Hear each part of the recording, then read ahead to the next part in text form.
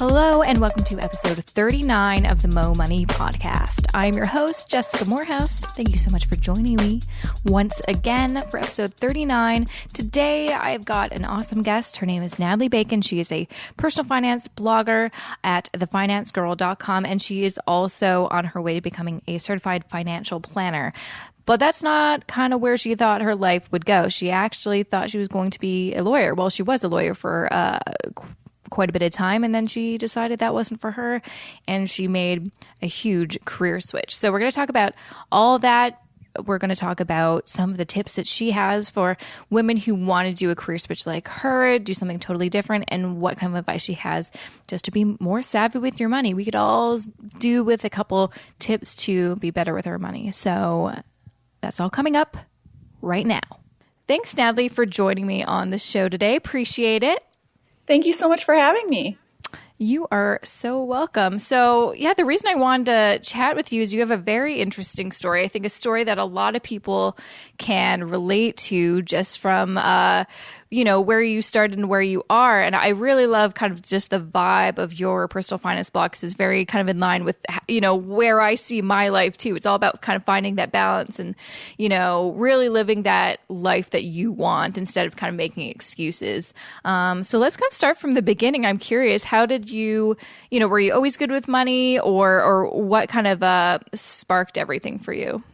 Yeah, so the answer to that question is no. I don't think I'm good with money now. I am a spender at heart. I like clothes. I'm just, very stereotypical girl. So it's a challenge and struggle. So if I can do it, anyone can do it. I grew up not really knowing anything about how to to money or how to really make money in an entrepreneurial sense. I was taught to go to school, go to more school. Academia is really important to my family.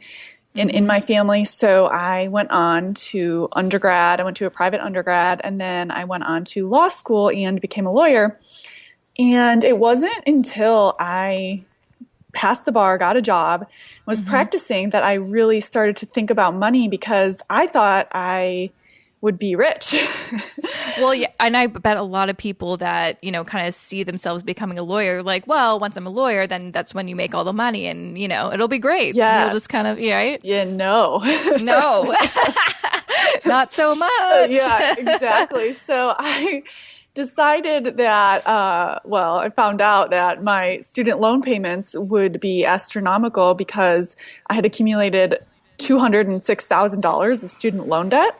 Oh, wow. Yeah. That's a big number. Yeah. And that was from your undergrad and going to law school? 60 was from my undergrad, and that's gone now. Oh, great. Yeah, which is great, but I'm still plugging away at the law school debt. So I started blogging about finance because I was in student loan debt and because it wasn't easy to make the payments.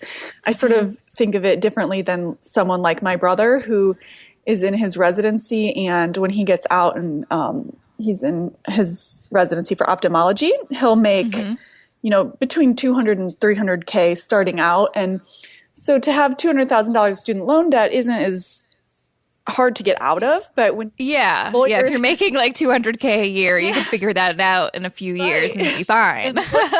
That's not the kind of money lawyers make. So even if you're making, 70 to 100 grand, if you have $200,000 student loan debt, it's just, you're not rich at all. No. And from, just from like lots of people that that I have friends who are lawyers, it's what people don't really, and I wonder what your kind of thoughts are on this. What people don't really realize is once you're a lawyer, you can't be kind of a frugal lawyer. I'm not sure if that's really a thing you can do, because there's lots of things that pop up. Like you have to, meet with clients and pay for meals, and, you have to dress the way everyone dresses, and that can be kind of expensive. So I'm so glad that you brought that up. That is 100% true, and probably even more than what you just described. I mean, the lunches, it was, the lunches, the dinners, the events, like you're just expected to pay for things. I mean, you get paid a good salary, and if you don't have any debt I mean, it's totally manageable and you can build wealth, I think, quickly. But if you have student loan debt, the kind that I have, it's really impossible. And no one is living frugally no one. No, exactly. That's just not the lifestyle of, kind of a lawyer, depending on what lawyer you are. But, maybe especially for like a corporate lawyer, it's expensive. They would tease me about, my car. Obviously, it's a 2006 Honda Civic, but also like my apartment. And I lived in like a very nice luxury apartment. Really? But it was so small, it's me. And so they would tease me about that, my, 700-800 square foot apartment. So it's just a whole different lifestyle. And, I think staying, in that profession is, admirable. And most people who become lawyers do stay lawyers. But I found out quickly that most lawyers are not happy. And I mean, even yesterday, someone who I looked up to, she's a couple years ahead of me, emailed me and said she's inspired by my blog, and she's been following me, and she's quitting law. Oh, wow. She hasn't felt this free in forever, and just thank you for sort of giving her permission to feel like that. Oh, that's amazing. Yeah, I get that a lot from female lawyers in particular because it's such a male-dominated industry. So for me, I think I could have continued to be a lawyer and make more money as time went on, which would have made paying off my student loans easier.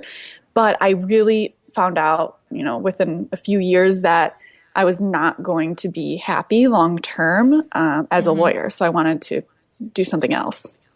And that's going to be a hard thing to accept and, put into action just because you did go to school for all those years and work so hard and you have the, student loan debt from law school. And then, to make the decision to not be a lawyer anymore, that must have been pretty difficult. It's funny you say that because 3 years ago, I was trying to get sort of a promotion, the next thing from my job that I was currently at. And it was a fine job. It was just more of an entry-level attorney position.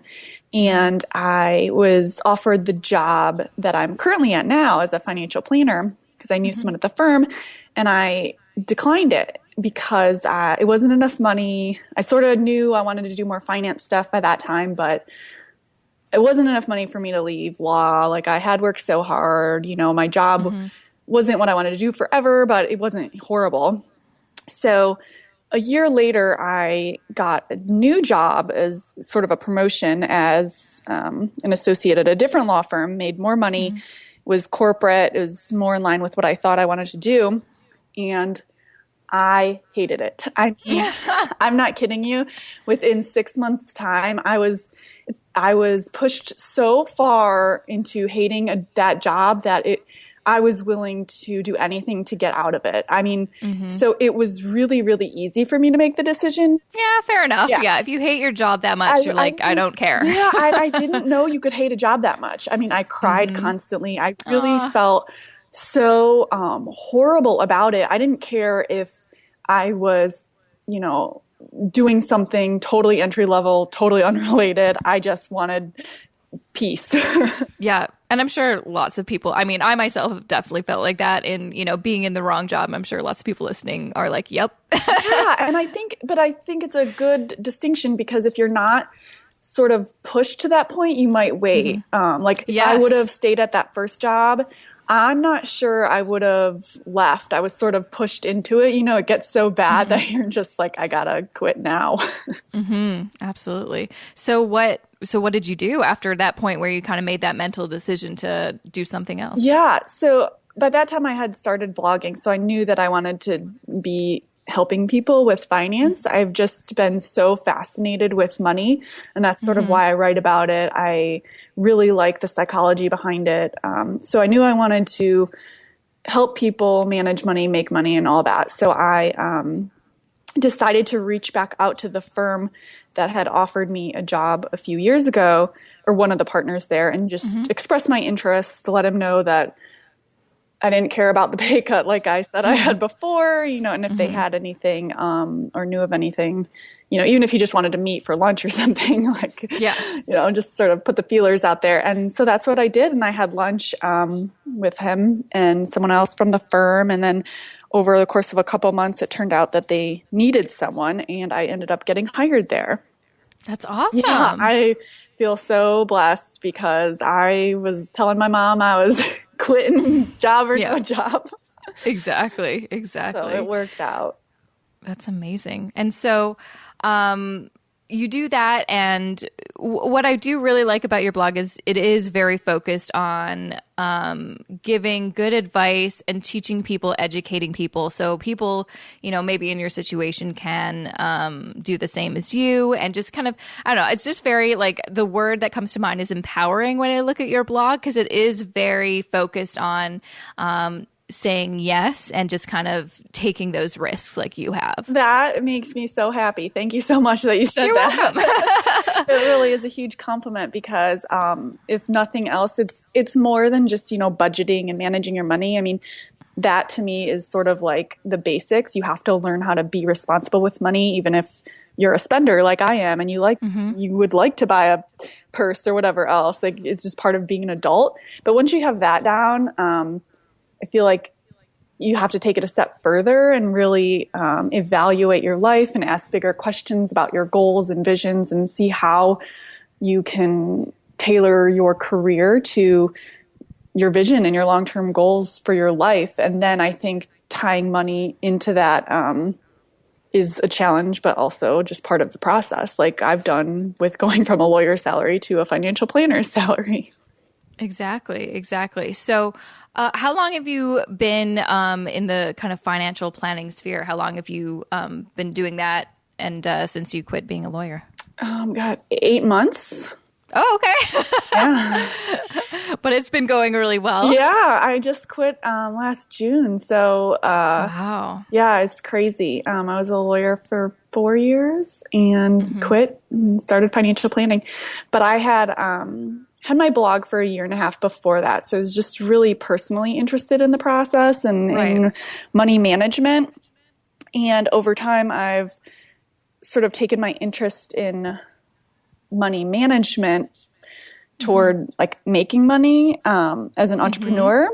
And that's what I'm really excited about to take my blog to sort of the next level this next year. Right now I'm actually studying for the CFP exam to be a certified financial planner. So that test is next month. So once that... Oh, good luck. Thank you very much. Once that's done, then I'll sort of refocus my energy. But it's been really exciting to kind of see the growth that I've had from learning how to manage money and then transitioning into focusing more on opportunities and making money. No, and that's an interesting thing that you said is your blog is obviously focused on educating people and showing them how they can manage their money. But one of the other big things that you talk about is teaching people how they can make money, through a side hustle, through online means. And I think, and that's kind of a big topic I talk about a lot on the podcast or on my blog, because it's so incredibly important to have multiple streams of income and side hustles. Because not only does it kind of show you that you may be interested or talented at something that you didn't think you would be, but it's just great having different ways to make money in case you are in a situation where you're like, I really want to quit my job, but I don't want to have no, income coming in. Absolutely. And for me, I learned to think this way from reading books and from listening to podcasts. And I remember distinctly early in 2014 where I was listening to an interview with Grant Cardone, and he was talking about, the middle class and how they're so focused on managing money and how that's such a mistake. And you have to be responsible, manage your money, but the bigger focus should be on opportunities and making money. Like there's only so much managing you can do, and that's great, but it's really not going to get you to that level of building wealth at the level that you can. And that's what I want to do. I know that's not for everyone, but I'm like so excited to make a ton of money. Absolutely. I would also be excited to make a ton of money eventually. And, and that's interesting just because like, I feel like growing up, I was definitely taught from my parents the importance of managing money and not getting into debt and things like that. But there was never a discussion on like, but also make sure to make more money, make money in different ways. It was always the case of you're going to go to school, kind of like yourself, go to school, get your degree, get a job at a company and have that salary, and then then eventually retire, and that's it. Absolutely. And it's interesting because I don't know if it's a generational thing or I think it is. Yeah. It's got to be. Yeah, I can't tell if it's just because I'm around more people who are a little bit more entrepreneurial or if it is just millennials in general and we want more. We want, the work-life balance, but we also want nice things and we want to make a lot of money. So we're more inclined to be entrepreneurs. For me, it's really exciting because like you were just saying, growing up, it was all about go to school, go to more school, get a really good job, and that's it. Like you've sort of made it. And, I've realized that there's so much more and it's so much more exciting. I mean, you don't have to feel trapped. You don't have to feel like you have to work for someone else. You can create your own opportunities, your own money. And it's not easy, but if you're willing to do the work, I think anyone can do it. I agree. And there's lots of, and the thing that I always like to tell people is, you don't just have to start your own blog to make money. I mean, that's one avenue, but I have a lot of friends that make extra money on the side by doing very different things. Like I have a friend, Jacqueline Phillips, who I actually interviewed on the show for, I think it was episode 30. And she's a fitness coach on the side. And she's also a bodybuilder. And that's kind of her side hustle. And then I have another friend who writes grants for artists. And that's her side hustle. So there's lots of different things that you can do. You just have to kind of figure out what you like to do, what your talents are, and just kind of figure it out. Yeah. And I would add on to that is, first getting started, kind of what you're saying, just do something extra, but then also to read and listen to podcasts. I can't really emphasize that enough because it will teach you to think about your side hustles differently. So if you are the fitness coach and that's making you an extra $1,000 a month, well, if you've been listening to Smart Passive Income for long enough, you're going to get the itch to maybe create videos or a course and basically elevate that and sell it on a bigger scale. Maybe you could be making $10,000 a month next year. So really just to leverage your side hustle and to grow it, I think is really important too.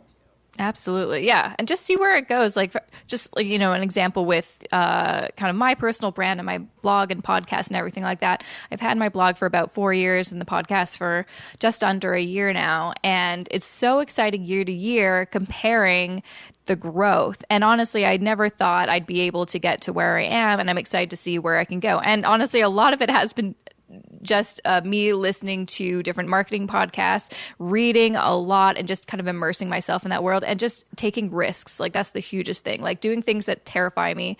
Those things that have terrified me have been like the best things that have ever happened to me. Absolutely. I completely agree. I think sort of that's why I like setting goals is because you can measure it. So you can say like, where am I starting at in 2016? Where am I going to be at next year? And you can look back and see your growth. And it's really amazing what you can do if you keep doing that over time. I mean, like you said, look at how far you've come with your blog and your podcast and all of this stuff. And who knows what it'll look like in 3 years. It's really amazing. It's awesome. Exactly. And that kind of brings me to my next thing. You have a very interesting and popular blog post on your blog that I want to kind of touch on because it's about ways that people can kind of improve their lives, actionable steps. Do you want to kind of go through some of those things that you wrote about? Absolutely. So it's sort of what we're talking about here and what I've done. And it's really about setting yourself up for success and whatever that means to you. And it doesn't mean creating a plan that's so rigid that you can't take on new opportunities. But if things don't randomly happen, you have this plan that you're following through so that you are being intentional with your life. And the first thing that I always recommend is for people to reflect on the last year.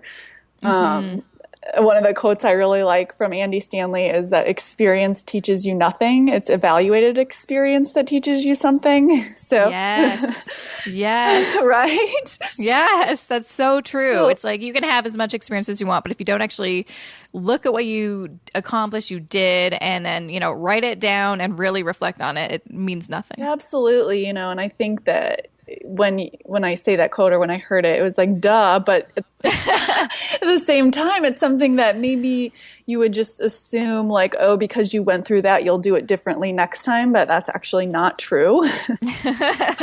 If you want something to change, you have to take action to make that happen. So then the next thing that I sort of think about when I'm planning the next year, or what I would recommend, is to write down what you want to accomplish in your lifetime. And it sort of seems like cliche, but I think it's really helpful because it will take you away from the details of the day and the week and the grind, and sort of get you excited about your life and what you want from it. And hopefully it will help you be more intentional with how you spend your time and your money. So I recommend, I'm a big person. I think writing things down is really helpful. Yeah. So it's like, oh, I could think of, 25 things I want to accomplish before I die. But if I'm sort of just, rattling them off in my head, it doesn't have the same impact as if I would write them down and like see them in front of me. Absolutely. And it's definitely something that I've been, I'm doing this year again. And, I usually write goals for the year on my blog, but I don't I need to physically write them and put them on a wall in my house. Cause otherwise, if I don't see them every day, I'll forget them. Okay. So that's the perfect. Do you use Evernote? I have used it. Oh my God, I'm an Evernote junkie. I love Evernote. I just use the free version, but I have 75 notes, I think, right now. Oh, wow. Oh, yeah. Anything. And it's funny, when I first downloaded it, I thought, what am I going to use this for? But, I love Michael Hyatt and he's obsessed, so I'll try it. Yeah. So I did, and I use it all the time. So for me, I have, I think I started the 2014 goals in here, 2015, and now 2016 goals. And so I write them down there. I guess it's typing them. Sometimes I actually handwrite, but often it's typing. So what I like about this is I'll put I have 1/1/2016, and then I have a list of all my goals. And then I haven't updated yet, but for 2015, if I look at it, I have them all written down, but I also will update it throughout the year. So what I've accomplished so far, or if things change, I'm not so rigid with my goals that, I don't allow for any flexibility. Exactly. I'll revise them and I'll put the date. But that's one of the big things that I recommend, is taking sort of what you want for your life, those big ideas, and then turning them into goals that you can accomplish within the next year. And I don't know if you've heard of the SMART method of. Oh, yeah. No, yeah. I'm all aboard the SMART goals this year, for sure. Yes. So making them specific, measurable, achievable, realistic, and timely.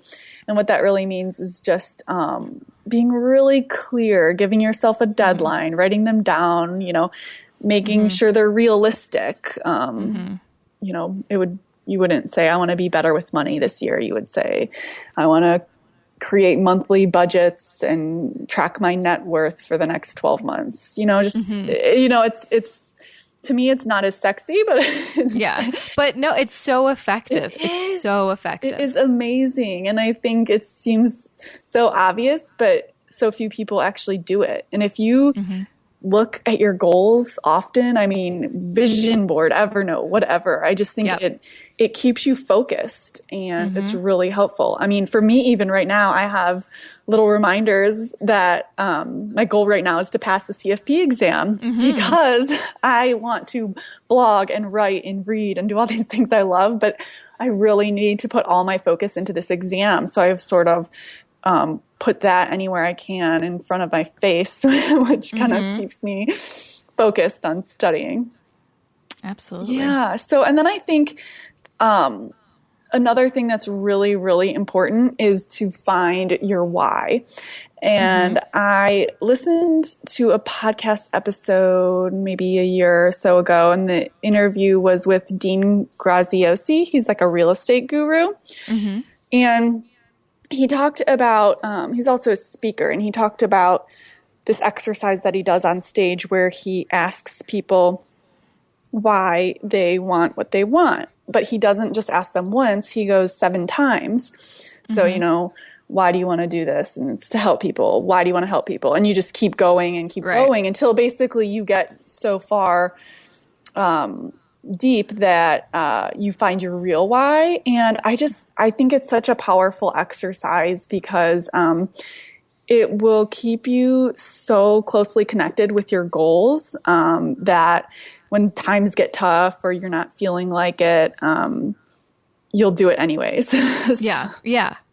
I really think that is so critically important to setting goals, having a vision, making life changes. I mean, I just think of attorneys because I know a lot of attorneys who don't really like their jobs. And I mean, what it's sort of what they're doing. But I just always encourage them to write down their goals, find out what they want to do, and find out why, what's really driving them. And I think it's really, really empowering because once you've figured all that out, you can set up systems to help yourself achieve what you want. I mean, whether it's creating appointments with yourself every month to check in and check your progress, or whether it's reading more if you're not really sure which direction you want to go. It's all about like taking action now and doing something. And even if it's imperfect, it's still better than doing nothing and being unhappy a year from now in the same place.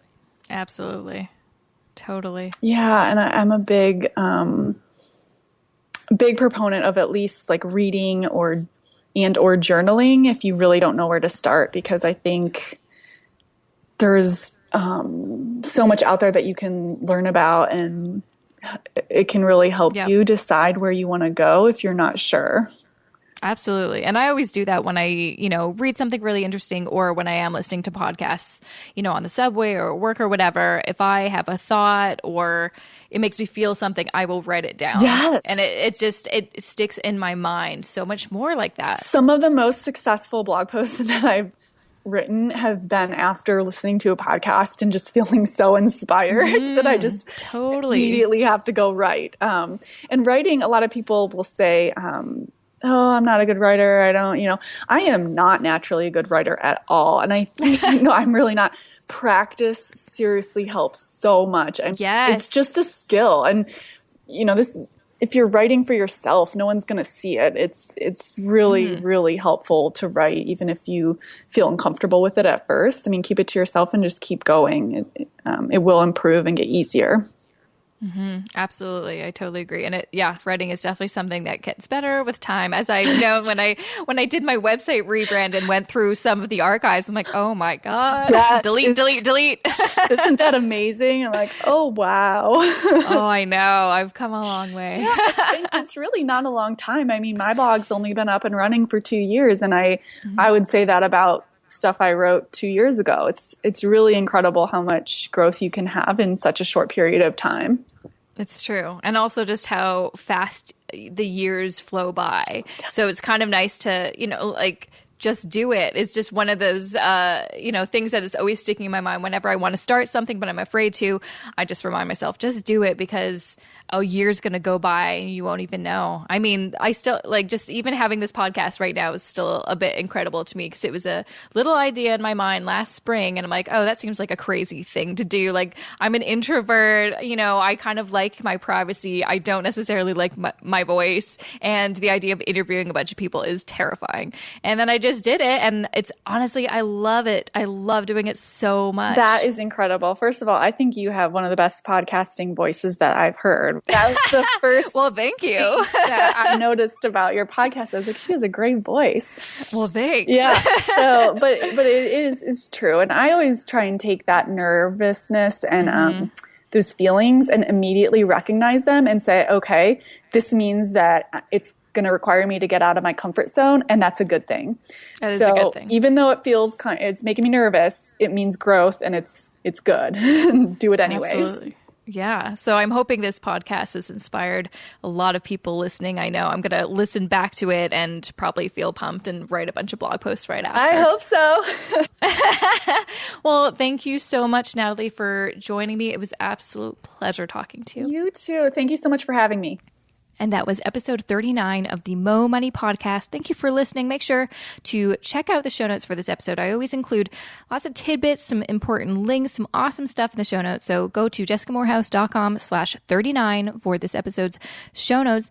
And I'm also going to include a link to something that I kind of launched kind of sneakily this Monday, I started my own Facebook group for people that want to chat about money. When I did the Rich and Fit 21-day challenge a little while ago that I mentioned, I believe in episode 31 with my friend Jacqueline Phillips, we started a Facebook group for that. And we, wanted to create a community so we could talk about finance and fitness. And now that program is done for the time being anyway, I thought it'd be cool to start my own Facebook group just about personal finance. I always want to chat about money to people, and I thought this would be a great forum to do that. So make sure to check out the show notes for the link to that, or you can probably search it in Facebook. The group is called Money Life Balance, and I would love to see you in there. There's already quite a few people in there, great conversations being had, and it's just kind of a ton of fun. So thank you again for listening, and I will see you here next Wednesday. I'm excited to share next Wednesday's episode. Next week is kind of a special week. It's International Women's Day next Tuesday. And I've got a really awesome blog post on the Monday. I'm featuring some awesome ladies that I know in my life that are doing awesome stuff. And I'm also going to have a very special podcast episode with a friend of mine, and there may